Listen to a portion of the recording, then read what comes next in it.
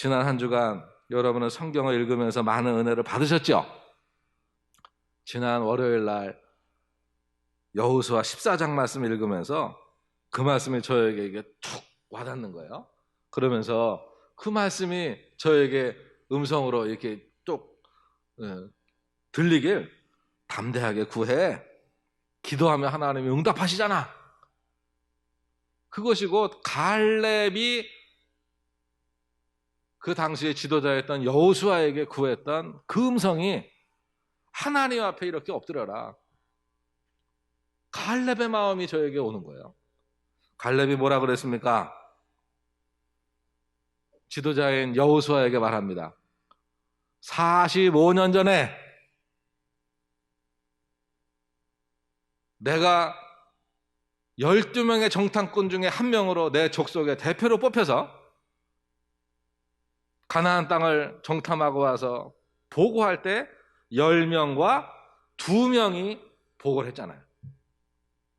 2명은 여호수아와 갈렙이었는데 이들의 보고는 하나님이 우리와 함께 하시면 하나님이 이 땅을 우리에게 주실 겁니다. 이 땅이 너무 좋아요. 10명의 정탐꾼은 보고합니다. 그 땅이 너무 좋은데요. 그런데 자기들이 볼 때 우리는 메뚜기라. 그 족속들은 아낙 족속 보니까 거대하고 우리는 그들의 밥이라. 그 성은 견고하다. 우리는 들어가면 죽는다. 하나님이 10명의 정탐꾼의 소리에 울며 반응하고 하나님을 원망하며 반응하는 그 백성들에게 말씀하시죠. 너희는 그 땅에 못 들어간다. 믿음이 없어서. 그리고 2명의 정탐꾼이었던 여호수아와 갈렙에게 말합니다. 너희는 들어간다. 너희만 들어간다. 그리고 모세가 여호수아에게 약속했던 게 있습니다. 내 발로 밟는 땅은 영원히 너와 내 자손의 기업이 될 거야. 이 모세가 갈렙에게 주었던 약속을 갈렙은 40년 광야 생활과 그리고 가나안 땅을 정탐하는 5년간 이 약속을 놓치지 않았어요. 그리고는 말합니다. 지금 내 나이가 85세로 돼. 팔팔하니 지금도 전쟁에 나가서 저 땅을 점령할 수 있으니 여호수아여 나에게 저 산지를 주소서. 저 산지에는 거인 족속인 아낙 족속이 살지만 그들의 성은 견고하지만 여호와께서 나와 함께 하시면 내가 저 성을 저 아낙 족속과 싸워 이기고 저들을 저 땅에서 쫓아내고 우리가 그 땅을 차지할 수 있습니다. 저 산지를 내게 주소서. 그게요 평소에 읽을 때보다 지금 우리의 상황 중에서 읽으니까 믿음으로 구하라. 그러면 내가 너에게 줄게 하는 음성으로 들렸어요. 이 땅에 부딪혀오는 인간의 공경들은 언제든지 있습니다. 살아있는 존재는 늘 어려움의 바람이 와요. 고민이 옵니다. 그리고 거기에 대해서 우리는 반응을 해야 됩니다. 늘 불안한 인간의 상황들을 보십시오. 이 땅에서는요 터전이 늘 흔들려요. 흔들리지 않는 인생은 없습니다.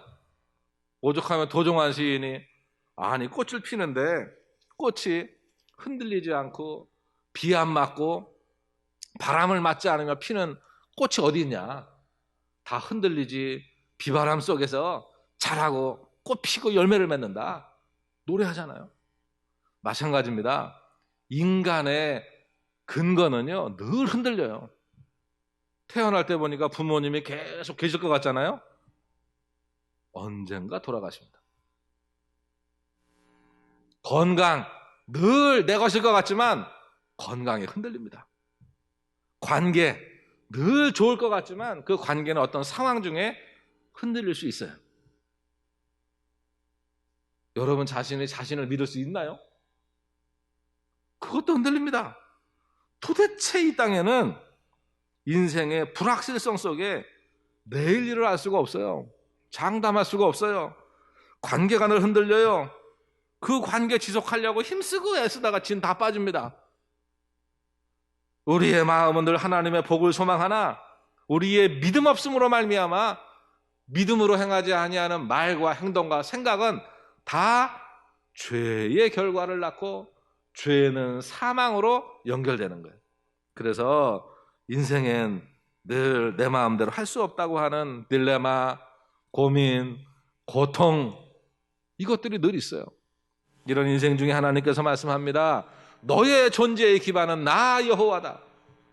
그리고 우리를 위해 죽으시며 죄를 대속하시며 우리를 새로운 존재로 만드시는 이 예수 그리스도, 이분이 우리의 또 삶의 근거가 되세요. 우리를 새롭게 하시니까. 그리고 그 하나님이 우리 안에 이제 내주하시잖아요. 성령 하나님이 이제 아예 내 안에 계세요. 내 안에. 그래서 내 안에 현존하시는 이 성령 하나님과 더불어서 우리는 하나님의 자녀로 하나님과 교제하며 하나님의 기쁨이 되어서 살아갈 수가 있는 겁니다. 오늘 이런 우리에게 하나님께서 말씀을 주세요. 첫 번째, 같이 읽어봅니다. 흔들리는 인생 중에 자세를 낮추고 고개를 들고 창조주 여호와를 바라봐라.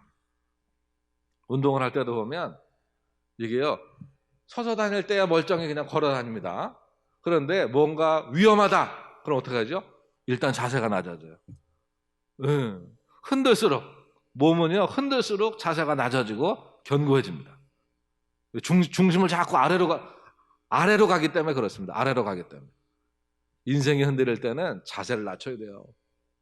하나님 앞에 엎드리는 인생, 그 인생이 우리를 도우실 창조주 하나님을 만나게 됩니다. 오늘 본문의 배경은 하박국 선지자가 살 때는요, 그 북이스라엘은 먼저 이스라엘의 역사를 짧게 살펴보면 통일 왕국의 1대 왕이 누구죠? 사울왕, 2대 왕이 다윗왕, 3대 왕이 솔로몬 왕이에요. 솔로몬 왕의 자녀서부터 갈라집니다. 그때가 갈라지는 때가 930년이에요. 930년서부터 북이스라엘의 역사가 시작되고 남유다의 역사가 시작이 됩니다. 북이스라엘의 역사는 930년서부터 722년까지 가요. 이게 208년 동안 북이스라엘이 유지되다가 아수르에게 무너집니다.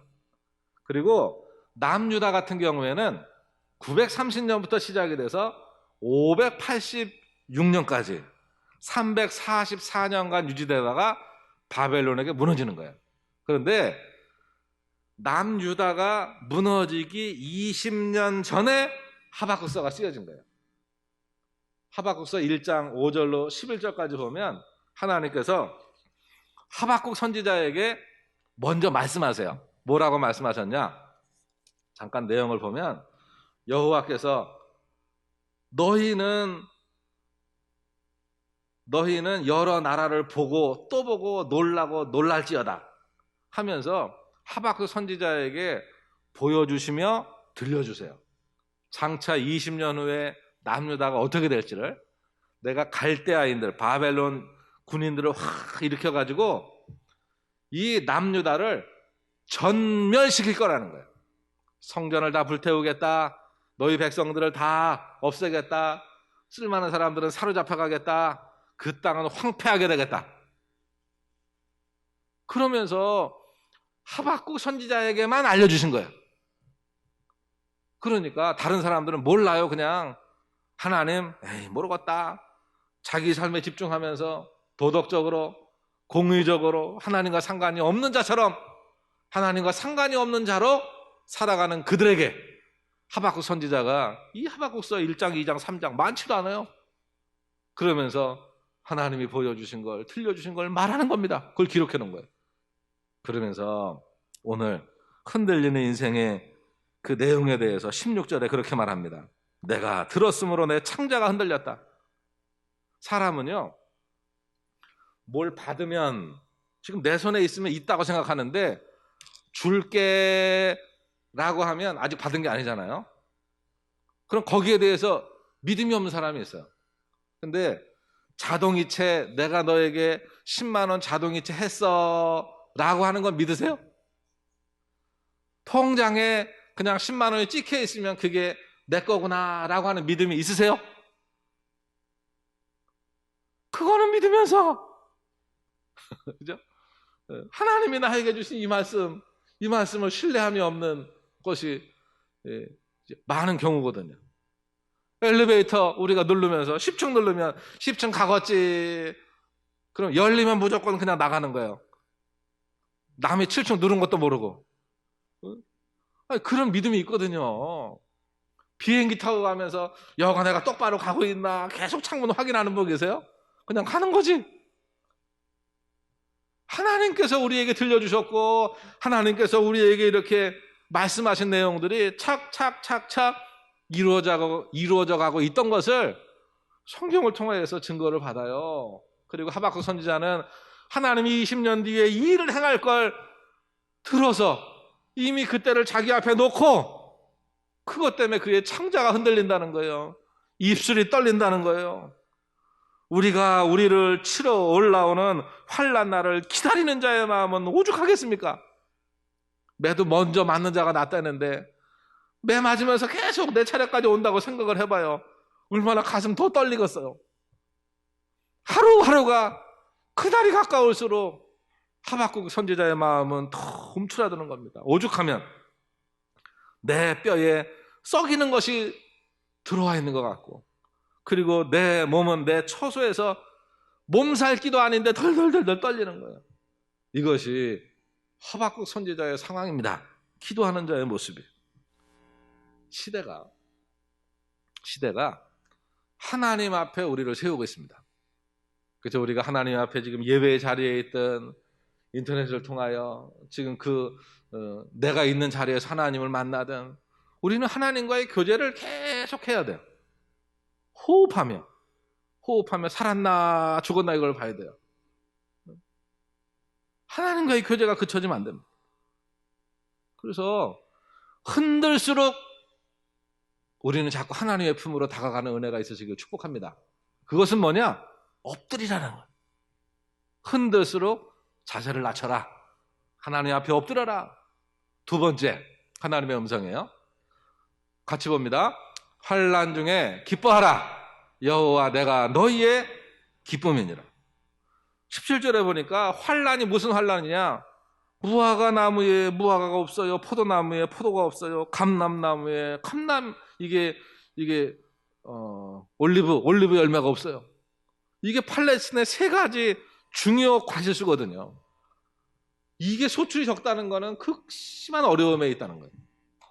또 밭에 소출이 없고 우리의 양이 없고 외양간에 소가 없으니 이거는 생존의 위협을 받는 상황입니다. 그런데 18절에 보면 하박국 선지자는 우리에게 이렇게 말하는 거예요. 나는 여호와로 말미암아 즐거워하며 여호와 하나님 때문에 기뻐합니다. 환난 중에 의인이 누리는 즐거움을 누리시기를 축복합니다. 환난 중에 어려움 중에 이미 나의 보호자가 있음, 나를 지켜주시는 자가 있음이 평안함을 누리라는 거죠. 보겠습니다. 첫 번째 읽어봅니다. 원수의 추격과 압제 중에 주의 인자하심으로 인한 즐거움. 원수가 나를 막 추격하는데도 하나님이 나를 지키시는 그 자의 평안함이 있다는 거예요. 두 번째, 환난과 우한 중에 주의 계명으로 인한 즐거움을 누리세요. 세 번째, 기근 중에 구원의 하나님으로 인한 즐거움을 누리십시오. 우리가 읽은 거예요. 기근 중에도. 네 번째, 욕과 핍박을 받는 중에 하늘상으로 인한 즐거움을 누리라는 겁니다. 내가 잘못해서 오개하고 핍박을 받는 건 그거는 기쁨으로 받는 게 아니고 죄성함으로 받아야죠. 죄를 진 거니까. 여기서 말하는 욕과 핍박은요, 하나님의 영광을 위해 살다가 누리는 거예요. 한번 읽어보겠습니다. 11절 12절. 나로 말미암아 너희를 욕하고 박해하고 거짓으로 너희를 거슬러 모든 악한 말을 할 때에는 너희에게 복이 있나니 기뻐하고 즐거워하라. 하늘에서 너희의 상이 큼이라. 너희 전에 있던 선지자들도 이같이 박해하였느니라. 다섯 번째요. 투옥 중에 그리스도를 위해 고난받는 즐거움을 누려라. 이게 사도들이 복음을 전하다가, 그러니까 사도 바울이 복음 전하다가 그 감옥에서 찬양을 하고 그때 역사가 일어나잖아요. 여섯 번째, 환난 중에 인내의 연단과 소망을 이름으로 인한 즐거움을 누리라. 환난을 당하면서도 환난은 인내를, 인내는 연단을, 연단은 소망을 이루는 줄을 아는 자의 기쁨은 환난 중에도 기쁘게 합니다. 일곱 번째요, 가난한 중에도 남을 부유하게 함으로 인한 즐거움을 누려라. 여덟 번째, 재물을 잃은 중에도 영원한 천국 산업으로 인한 즐거움을 누려라. 아홉 번째요, 시험 중에 믿음의 성숙으로 인한 즐거움을 누려라. 열 번째, 불같은 시험 중에도 그리스도의 영광의 소망으로 인하여 즐거워하라는 겁니다. 그래서 베드로전서에 보니까 사랑하는 자들아 너희를 연단하려고 오는 불시험을 이상한 일 당하는 것 같이 여기지 말아라. 왜냐하면 하나님이 우리에게 이 시험 과정을 통하여 더욱더 정결하게, 단단하게, 존귀하게 하실 것을 믿으라는 겁니다. 예수님께서도 요한복음 15장 10절 11절에 그렇게 말씀하세요. 내가 아버지의 계명을 지켜서 그의 사랑 안에 거하는 것 같이. 그러니까 예수님이 그 하나님 아버지의 말씀을 그 율법대로 살라고 율법을 주신 거잖아요. 그런데 백성들이 그렇게 못 살아요. 그런데 내가 하나님의 말씀을 지켜 하나님의 사랑 안에 거하는 것 같이 너희는 내 계명을 지켜 내 사랑 안에 거해라. 그러면서 내가 이것을 너희에게 이루면 내 기쁨이 너희 안에 있어서 너희 기쁨이 충만하기를 원하기 때문이다. 예수님 안에 있는 이 충만한 기쁨이 우리에게 전달되기를 원하시는 거예요. 예수님 안에, 예수님의 통장 안에 있는 큰 기쁨이 우리 계좌로 이체되기를 원하시는 겁니다. 아멘. 그러니까 이해가 쉽네요. 그죠? 내 통장에 죄가 많아요. 근데 이거를 누구 계좌로 옮기는 거예요? 예수님의 계좌로 다 옮겼어. 그러면 내 계좌에는 죄가 있어요? 없어요? 없어요. 내 죄를 예수님이 다 갚으셨기 때문에 그래요. 그 죄값을 주님이 십자가에 죽으심으로. 그게 우리가 얼마나 행복합니까? 그 행복을 누리라는 거죠. 세 번째, 하나님이 우리에게 주시는 음성은 같이 읽어봅니다. 너희는 믿음으로 반응하라. 내 믿음대로 내가 응답하리라. 사람은요, 반응을 하는 거고 하나님은 응답을 하시는 거예요. 19절에 보니까 우리의 믿음의 반응이 뭐냐? 19절에 하박국 선지자가 고백을 합니다. 같이 읽어보죠. 주 여호와는 나의 힘이라. 주 여호와는 나의 힘이래요. 이게 아도나이예요. 그리고 여호와, 이게 여호와 야훼, 그리고 나의 힘이라 하는 말이 하일입니다. 그래서 주 여호와 하나님이 나의 힘이십니다. 나의 에너지라는 거예요. 그래서 하나님이 나의 발을 사슴과 같이, 사슴발이요 가느댕댕하지만 그게 온 몸을 받칠 정도로 강합니다. 그 몸을 막 펄쩍펄쩍 뛰면서, 이게 몇 메다씩 막 4~5m씩 막 펄쩍펄쩍 뛰면서 산을 누비면서 다니는 거예요. 나의 발을 사슴과 같게 하셔서 나의 높은 곳에 다니게 하소서. 이게 승리자의 자리거든요. 높은 곳이. 그래서 하나님, 나로 하여금 이 환난 중에도 믿음의 발을 강하게 하셔서 펄쩍펄쩍 뛰면서 승리의 자리, 하나님 영광을 돌리는 자리에 나를 세우세요 라고 하는 말. 성경은 우리에게 말합니다. 믿음으로 반응을 하라는 거예요. 성도는 믿음으로 반응해라. 똑같은 상황 중에 믿음으로 반응을 하는 자와 그리고 믿음 없음으로 반응하는 자가 있다는 거예요. 여러분 모두가 믿음의 반응자가 되시길 바랍니다.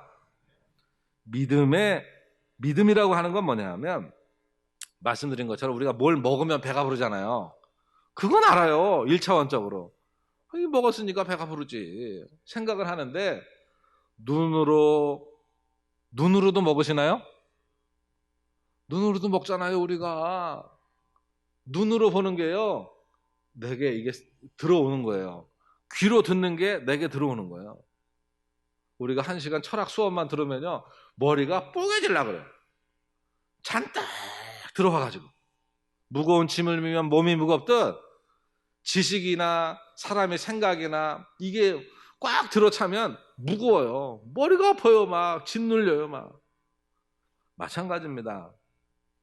신뢰하는 거. 자동이체 하면 들어와 있지. 엘리베이터 누르면서 그래 올라가지. 출애굽 광야의 백성들에게 하나님이 알려주신 게 뭡니까? 하나님을 향하여 불순종하고 원망하던 그들이 이제 하나님이 보호하시며 손이 치워지니까 뱀이요, 사막의 뱀들은 낮에 뜨거울 때는 이렇게 해가지고서는 사막 속에 들어가 있더라고요. 시원한데. 벌레고 곤충이고 뱀이고 뭐 독충이고 마찬가지예요. 그냥 밖에 있으면 구이가 되니까 이렇게 해가지고 몸속으로 들어가서 들어가 있어요. 그러다가 하나님이 보호의 손길을 치우니까 막 물어잡히는 거예요. 백성들이 물려 죽어요. 고통 중에 있어요. 두려움에 있어요. 그때 모세가 하나님 어떻게 해요? 이 백성 살려주셔야지. 그러니까 하나님이 제시하신 방법이 뭡니까? 네가 뱀에 물렸냐?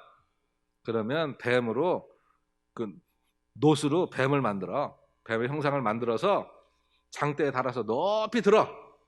그러면 그것을 쳐다보는 자는 살려라. 쳐다보는 자는 살려라. 그게요, 뭘 먹으면 배가 부르듯 쳐다보는 건 그 말씀을 신뢰하는 거예요. 하나님을 신뢰하면, 하나님을 믿으면 산다는 거죠. 하나님이 그 처방을 주셨으니까 보라는 거예요. 보면 산다는 거예요.